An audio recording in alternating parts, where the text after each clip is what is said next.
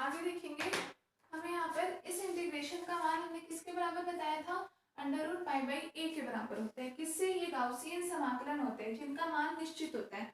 इसे हमें सॉल्व नहीं करना, फिक्स वैल्यू हमें डायरेक्टली याद करनी होगी √π/a के बराबर। ठीक है, ये a क्या था, जब कांस्टेंट यहाँ a गिवन था, हमारे पास कांस्टेंट है b, मतलब हमारे लिए मान क्या हो जाएगा, √π/b के बराबर। ठीक है, ये √π/b मतलब π/b की पावर 1/2 किस कंडीशन में, जब एक दिशा में समाकलन दे रखा है हमें। ठीक है, सिर्फ ओनली एक्स एक्सिस के लिए दे रखा है।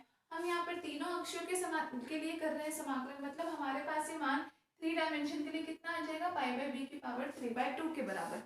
क्लियर है, ये मान केवल किसके लिए दे रखा है, जब ओनली dx के सापेक्ष समाकलन कर रहे हैं तब ये मान आ रहा है π/a की पावर 1/2।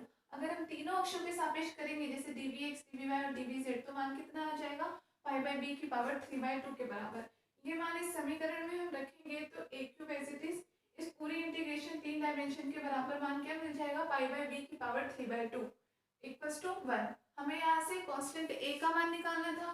ठीक है, तो a को यहाँ रखे, बाकी को हम उधर भेज देंगे 1 के अपॉन में, ये मान हमारे पास b/π हो जाएगा और a बराबर हमें क्या मिल जाएगा, √b/π के बराबर। क्लियर है, तो ये हमें एक कांस्टेंट मिल गया, किसका मान, a का मान मिल गया। अब दूसरा हमें क्या निकालना था, b का मान। ठीक है, हमने पहले कहा था दोनों कांस्टेंट के मान हमें निकालने हैं, तो b का मान निकालने के लिए यहाँ हमें क्या करना पड़ेगा, उस गैस पर दाब कितना लग रहा है, दाब का मान निकालना पड़ेगा। ठीक है, तो हम क्या लिख सकते हैं, b का मान ज्ञात करने के लिए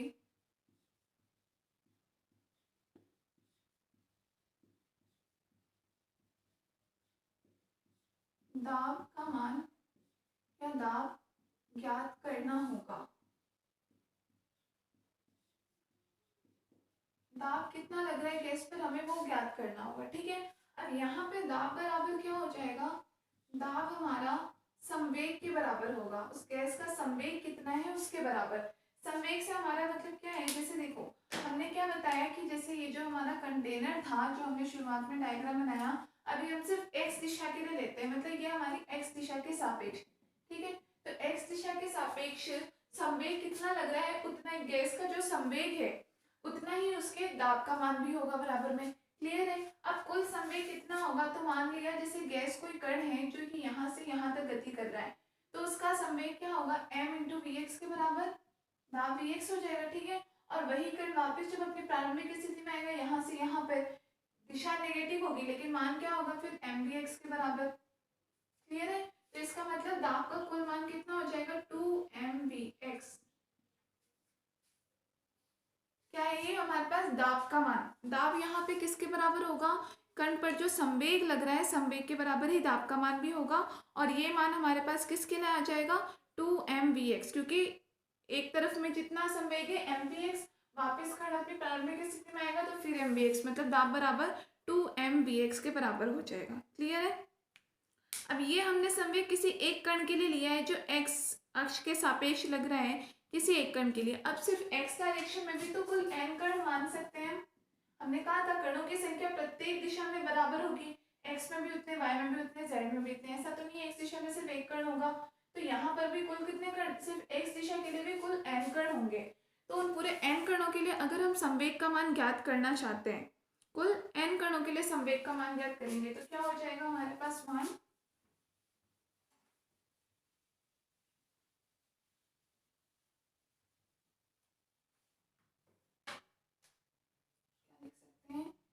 x दिशा में स्थित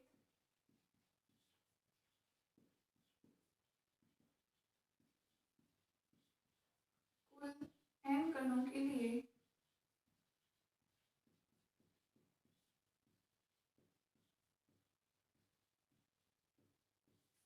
संवेग,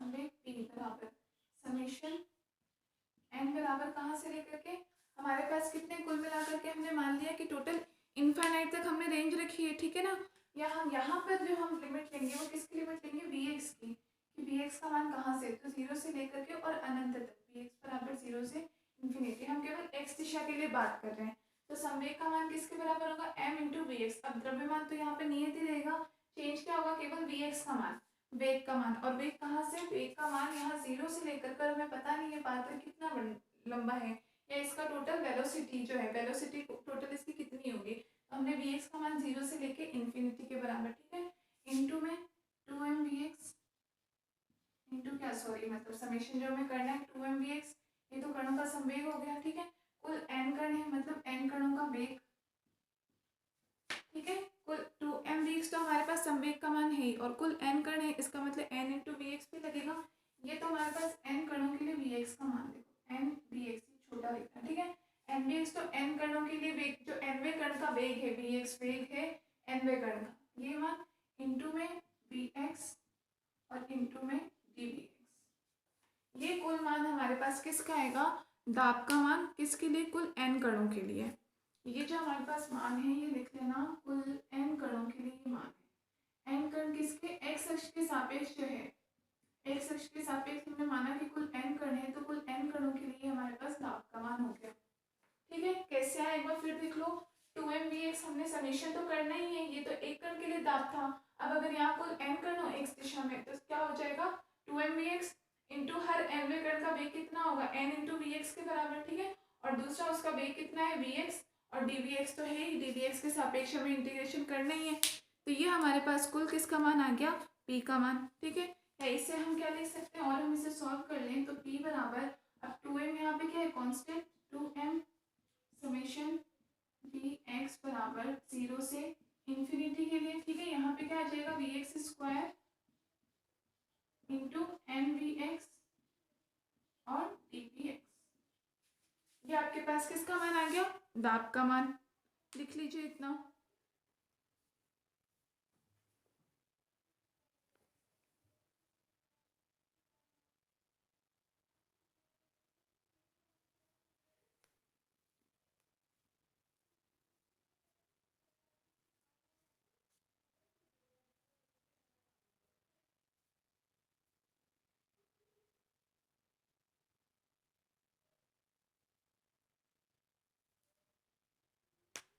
ठीक है, अब यहाँ पे इस एन वी एक्स का मान कितना होगा, एन वी एक्स क्या है कि जो x दिशा में जो हमारा फलन का मान था, फलन का मान मतलब हमारी जो प्रायिकता का फलन था एफ वी एक्स के बराबर था, उसके बराबर होगा, या एन वी एक्स का मान हर nवें कण का वेग है ये एन वी एक्स, ठीक है ना, प्रत्येक nवें कण का वेग एन वी एक्स, तो एन वी एक्स बराबर यहाँ क्या होगा, देखो ऊपर हम करते हैं,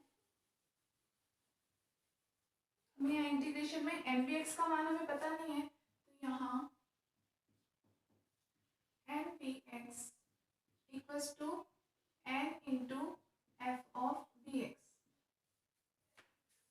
n into F of V X के बराबर, n कणों के लिए, और एफ ऑफ वी एक्स मतलब प्रत्येक जो वी एक्स का फलन आया था हमारे पास, प्रायिकता जो हमने बताई थी कि वेग का फलन होगा एफ वी एक्स के बराबर, ठीक है, वी एक्स हम यहाँ ले रहे हैं क्योंकि एक्स दिशा में अभी हम सारी बातें कर रहे हैं, लास्ट में हम तीनों की दिशाओं के लिए कंबाइंड लेंगे, लेकिन अभी एक्स दिशा के लिए तो एन वी एक्स का मान n into F of V X के बराबर, अब एफ ऑफ वी एक्स का मान कितना आया था, a e की power minus B B X square into में डी बी एक्स, क्लियर है, हमने किसका एफ वी एक्स का मान रख दिया n इंटू में a e की power minus B X square, यहाँ पे डी बी एक्स नहीं था है ना, ये हटा देना, ठीक है, तो ये हमारे पास मान आ गया एन वी एक्स, इसके लिए ये केवल एक्स अक्ष के लिए मान है, क्लियर है, एस अक्ष के लिए, एक्स अक्ष के लिए, ठीक है, तो ये एन वी एक्स का मान हम यहाँ समीकरण में रख देते हैं, ठीक है, और यहाँ पे समेशन को हम किससे, सॉरी ये जो हमारे पास, हाँ समेशन को हम किससे, इंटीग्रेशन से स्थापित कर देते हैं, मतलब यहाँ पे सम की जगह हम क्या लगाते हैं, समाकलन, मतलब दाब p बराबर 2m, समेशन की जगह हम क्या लगाते हैं, इंटीग्रेशन, और इंटू में V X square as it is, N V X का मान यहाँ से हम रख देते हैं एन इंटू ए ई की power minus B B X square into में डी बी एक्स, ये हमारे पास दाब का कुल मान आएगा, लिख लीजिए।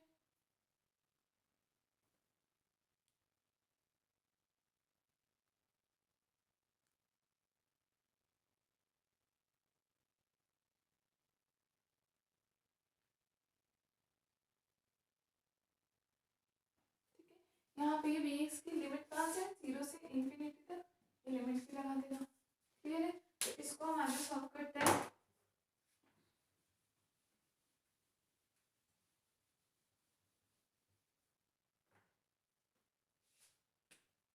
बराबर 2m, n भी कांस्टेंट है, n कणों की संख्या, n को बाहर ले लिया, अंदर हमारे पास क्या बच गया, a e की power minus b bx square into में bx square dbx, limit 0 to infinity. ठीक है, यहाँ हम a का मान रखते थे, अभी a बराबर हमने क्या निकाला था, under root b by pi के बराबर निकाला था, a बराबर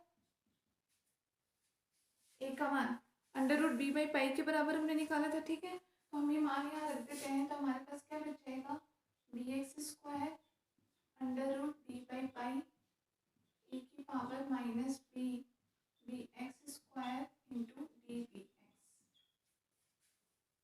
किसका मान, बी का मान। क्लियर है? ये ए का मान हमने रखा है under root B by pi.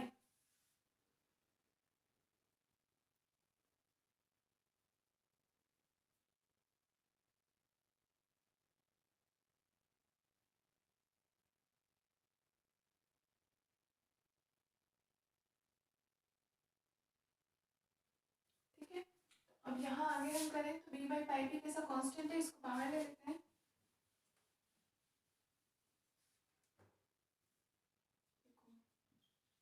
To M N under root B by pi, limits लगाना 0 टू इन्फिनिटी है। ठीक है, 0 टू इन्फिनिटी, अंदर क्या बच गया हमारे पास, e की power minus B B X square into B X square D B X. अब जो मेन हमारे पास समाकलन बचा है वो बचा है ये। अब इस प्रकार का जो समाकलन होता है ये एक तरीके से क्या है, जो कि 0 से इन्फिनिटी ए की पावर माइनस ए एक्स स्क्वायर इंटू में एक्स स्क्वायर और डी एक्स, ये इस समाकलन का मान होता है 1/4 अंडर रूट डी बटे पाई क्यूब। ये भी कैसा है, एक प्रकार का गाउसियन समाकलन है जिसका मान भी क्या होता है, फिक्स होता है, सॉरी अंडर रूट पाई बटे बी क्यूब, पाई बटे बी क्यूब इस समाकलन का मान होता है। ठीक है, ये भी वही फिक्स मान होता है जो हमें डायरेक्टली याद ही रखना पड़ेगा, 1/4 under root pi by B cube. ये मान समाकलन का हम यहाँ रखते हैं तो हमें क्या मिल जाएगा, p बराबर 2mn under root b by pi, ये वैल्यूज पूरे इंटीग्रेशन के साथ में, ठीक है, into 1/4 under root pi by B cube. ठीक है, इसे सॉल्व कर लेते हैं हम, तो 2 से ये 4 कैंसिल, अब अंडर रूट के अंदर पाई है और अंडर रूट में पाई कैंसिल, अंडर रूट में बी है और अपॉन में बी क्यूब है, ये भी कैंसिल, एक भी कैंसिल, हमारे पास क्या बच जाएगा, M N upon 2 into 1 upon under root B square. ठीक है, एक बी से B cube cancel, under root B square से बी हम बाहर ले लेते हैं, तो ये मान हमारे पास क्या बच जाएगा, बराबर M N upon 2 into B, ये हमारे पास बचेगा हमारा फाइनल प्रेशर पी का मान एम एन अपॉन में 2b, लिख लीजिए।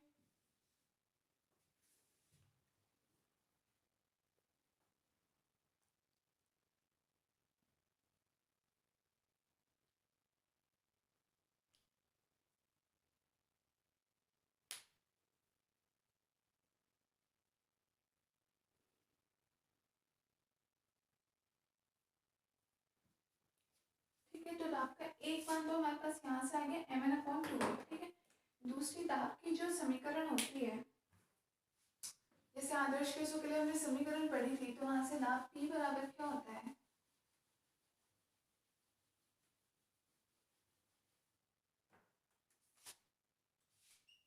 हम जानते हैं,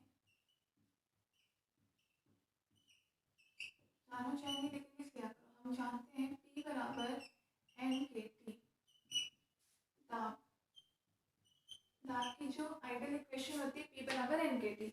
अब एक इक्वेशन तो है ये, एक इक्वेशन है ये, p बराबर, दोनों को कंपेयर करते हैं, इम्प्लाइज एन के टी बराबर कितना हो जाएगा, M N upon 2b,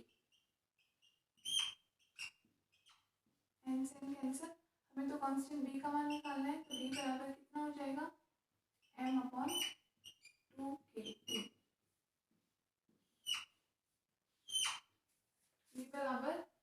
m/2 kT। Note कर लो।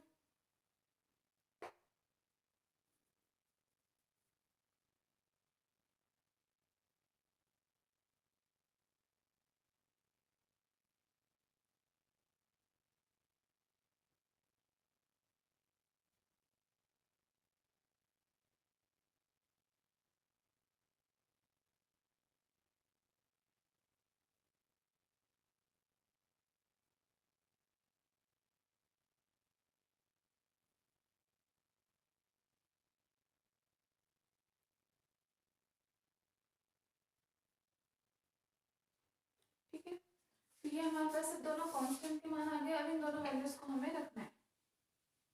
कहाँ रखना है? हमें प्रायिकता का बंटन फलन देखना था। ठीक है, हम अभी प्रोबेबिलिटी डिस्ट्रीब्यूशन ही तो पढ़ रहे थे। मैक्सवेल ने जो वेगों के लिए प्रायिकता बंटन का मान दिया वो मान, तो यहाँ हम मानते हैं कि कुल कणों की संख्या हमने n ली थी। हम क्या लिख सकते हैं? कुल कणों की संख्या n मतलब कुल जो हमारी गैस पूरे जो हमने पात्र लिया, जो कुल आयतन लिया, हमने वहाँ पे मान लिया कि माना कणों की संख्या कुल कितनी है। माना अणुओं की संख्या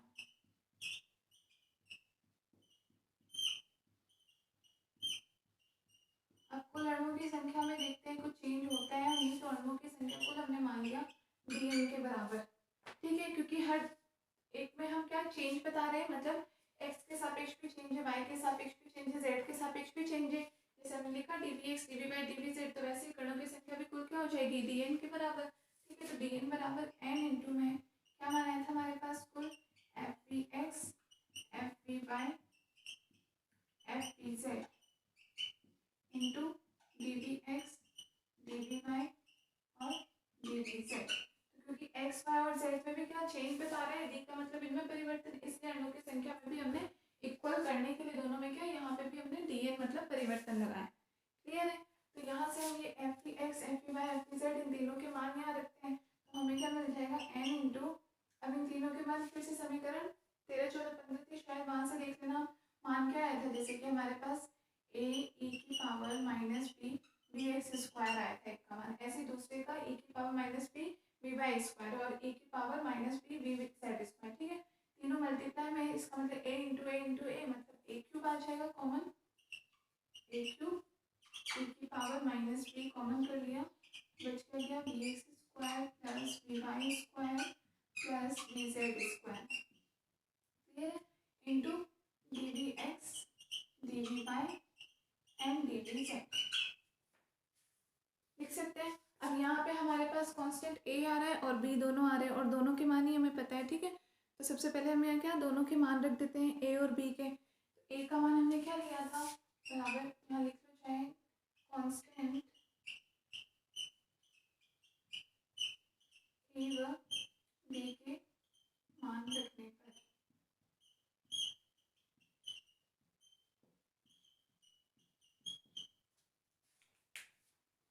a और b दोनों के मान, तो dn बराबर n, a का मान कितना था? Under root b by pi के बराबर, मतलब एक तरह से b बाई पाई की पावर 1/2 इंटू में 3 होगा, मतलब मान क्या आ जाएगा? b बाई पाई की पावर 3/2।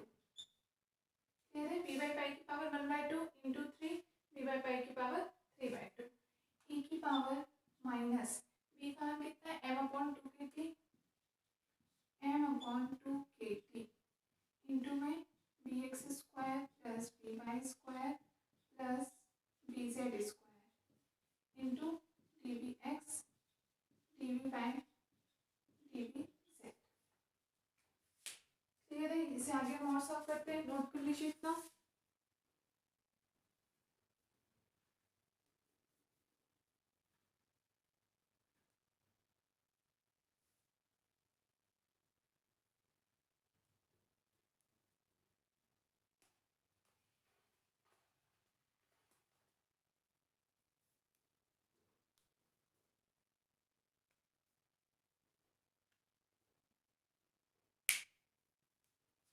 अब यहाँ पे हमारे पास फिर से b का मान आ रहा है, b का मान हम यहाँ वापस डालते हैं। पहले हमने a का मान रखा, a का मान b के रूप में आ रहा है, b का मान भी रख दिया। अब यहाँ एक और भी बच रहा है, b का मान हम वापस रख देते हैं, तो dn बराबर n इंटू b का मान m/2 kT,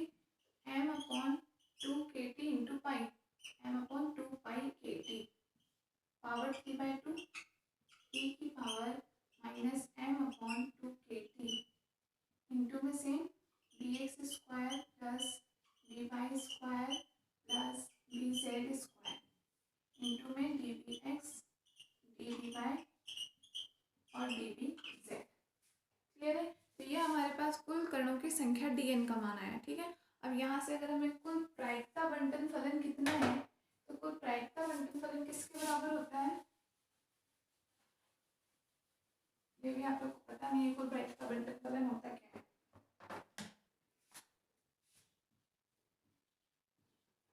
कुल प्रायिकता बंटन फलन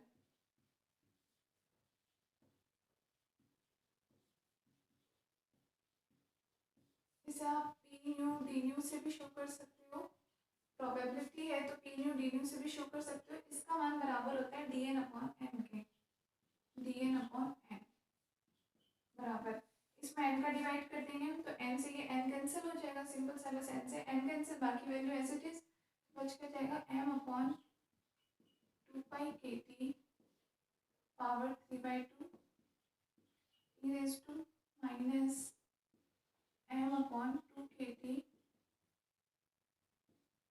dx square plus dy square plus dz square into dbx dby dbz। इसका कुल प्रायिकता बंटन फलन dn अपॉन n।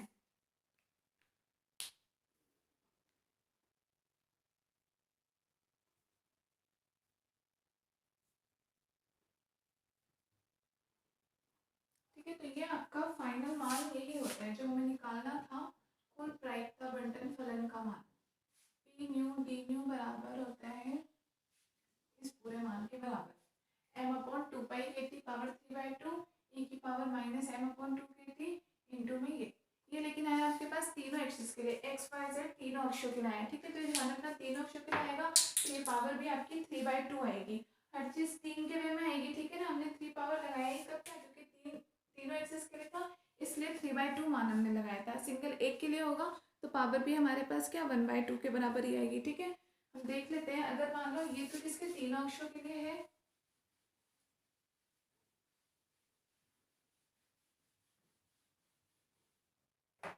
आप देख सकते हो यहाँ पे ये किसके लिए है, लिख लेना चाहे एक्स वाई जेड तीनों अक्षों के लिए, तीनों निर्देशांकों के लिए, कुछ भी लिख सकते हो कार्तीय निर्देशांकों के रूप में एक तरह से हम लिखें इसे, तो तीनों निर्देशांकों के लिए, मतलब 3D में हमारे पास मान आया है 3 डायमेंशन के लिए, इसलिए 3/2 के टर्म में। आपसे स्पेशली किसी एक डायरेक्शन में पूछा जाए, जैसे सिर्फ एक्स एक्सिस के लिए पूछा जाए, ठीक है, केवल एक्स के लिए, केवल वाई, केवल जेड, किसी के लिए भी सिंगल एक के लिए पूछे, जैसे केवल एक्स अक्ष के लिए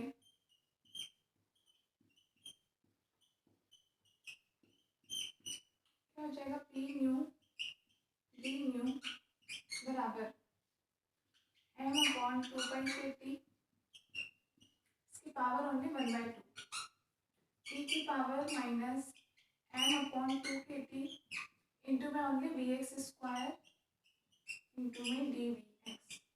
ये मान आपका होगा केवल एक एक्स के लिए, केवल एक अक्ष के लिए, जैसे एक एक्स अक्ष के लिए पूछ लिया तो, और इसी तरीके से वाई और जेड दोनों एक्सिस के लिए भी माना जाएगा। लिख सकते हैं आप सिमिलरली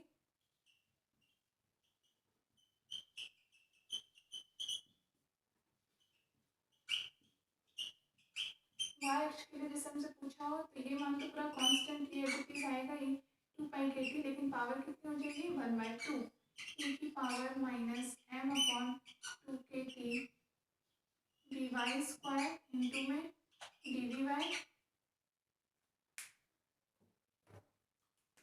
और similarly P nu D nu बराबर m अपॉन 2 pi kt power 1/2 e raise to minus m अपॉन 2kt vz square dvz।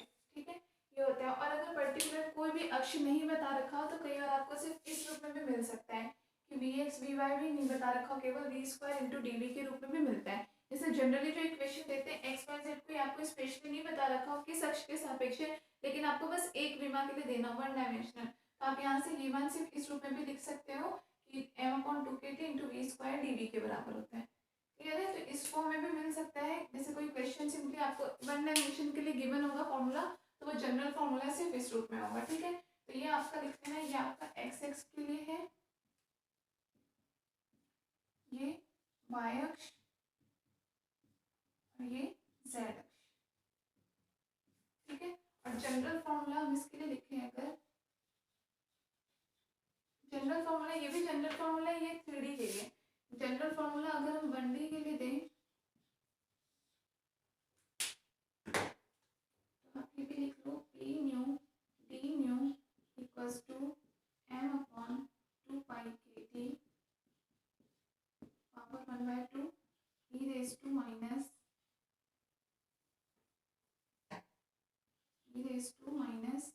m/2 kt nu square into D या बी स्क्वायर इंटू डी। ये होता है आपका जनरल फॉर्मूला। इसके लिए मैक्सवेल ने वेगों के लिए जो बंटन नियम दिया, मतलब कि किसी निश्चित आयतन के लिए वेगों का जो बंटवारा होगा किसी भी n पार्टिकल्स के लिए, वो इस रूप में होगा। यहाँ बताएं कि प्रत्येक एक दिशा के सापेक्ष, अगर हम बोले x अक्ष या y अक्ष या z अक्ष के सापेक्ष कुल वेगों का कुल, जो हमने बताया कि मान लो कुल n अगर एटम्स हमारे पास हैं, n नंबर ऑफ मॉलिक्यूल्स हैं, तो उनका वेग का मान कितना होगा, तो x अक्ष के सापेक्ष वेग का प्रायिकता इस प्रकार से होगी, y अक्ष के सापेक्ष इस प्रकार से, और z अक्ष के सापेक्ष इस प्रकार से होगी। ठीक है, और पहले भी हमने जो उसका पोस्टुलेट नंबर 3 था परिकल्पना, वहां से हमने यही बात की थी कि प्रायिकता किसका फलन होगी, वेग और उसकी लिमिट कितनी है, उन दोनों का फलन होगी। ये dvx है ना, तो वेग और उसकी लिमिट कितनी है, हमने इतनी dvx तक की लिमिट ही रखी थी, और इनटू में vx आ ही रहा है, तो इन दोनों का ही फलन होती है। ठीक है, ये पूरा कांस्टेंट मान आ ही जाता है हमारे पास। क्लियर है? तो ये आपका होता है मैक्सवेल का वेगों का बंटन नियम। अब इससे रिलेटेड इसके आगे हम और भी इसका ग्राफ भी बनेगा और सारी चीज़ें भी हमें देखनी होगी ग्राफ, और इसके अलावा अब इसके बेस पे जैसे हम एवरेज स्पीड कितनी होगी किसी भी एक कण के लिए हम लेंगे, या n कणों के लिए एवरेज स्पीड कितनी है, या उनका वर्ग माध्य मूल वेग कितना होगा, औसत मान क्या होगा, या औसत चाल क्या होगी, इन सब के बारे में हमें पढ़ना होगा। तो ये आपका स्टार्टिंग है ओनली स्टैटिकल का। ठीक है, उसमें ये सबसे बेसिक चीज़ें बहुत ही इंपॉर्टेंट भी है। पूरी डेरिवेशन आप लोग के एग्जाम में बहुत बार आई हुई भी है, आगे भी आने के पूरे चांसेस होते हैं, तो वहाँ आपको ये पूरी की पूरी डेरिवेशन करनी होगी। या तो आपको क्लियर दे देंगे, ये फॉर्मूला ही दे देंगे कि हाँ इसे डिराइव करके बताओ इसके लिए पूरा, तो भी आपको ये, या फिर कई बार केवल इसकी परिकल्पनाएं भी पूछ लेते हैं। 1 नंबर के क्वेश्चन में पूछा जा सकता है कि मैक्सवेल के वेगों के बंटन नियम के लिए परिकल्पनाएं, तो जो 3 परिकल्पनाएं लिखी थी वो लिख लो, अगर उससे ज़्यादा याद है तो ज़्यादा परिकल्पनाएं। जैसे हमने क्या बताया था कि किसी भी परिमित आयतन के अंदर अगर n कण है तो वो सब क्या करते हैं, आपस में टक्कर करते हैं, पात्र की दीवारों से टक्कर करते हैं, और ये दोनों टक्कर कैसी प्रत्यास्थ होती है। दूसरा, केवल टक्कर के समय जो ये एक दूसरे पर बल लगाते हैं वही बल लगाते हैं, इसके अतिरिक्त ये एक दूसरे पर कोई बल नहीं लगाते। ठीक है, तीसरा कि कुल कितनी भी, चाहे हम छोटे से छोटा भी आयतन ले लेते हैं, उसमें भी गैस कणों की संख्या बहुत अधिक होती है। ठीक है, चौथा कि सभी एक दूसरे से एक नियत दूरी पर स्थित होते हैं तथा कंटिन्यूसली ये मोशन में ही होते हैं, कभी भी विराम अवस्था में नहीं होते गैस कणों, कंटिन्यूसली कुछ ना कुछ मोशन करते रहते हैं। ठीक है, तो ये सारे के सारे गैस के अणुओं के लिए पॉस्टुलेट होते हैं जो कि मैक्सवेल ने दिए थे। तो अगर 1 नंबर के क्वेश्चन में आ जाए तो भी आप वहाँ पे भी ये 3-4 पॉस्टुलेट लिख सकते हो। ठीक है, तो इसके आगे करेंगे हम नेक्स्ट वीडियो में।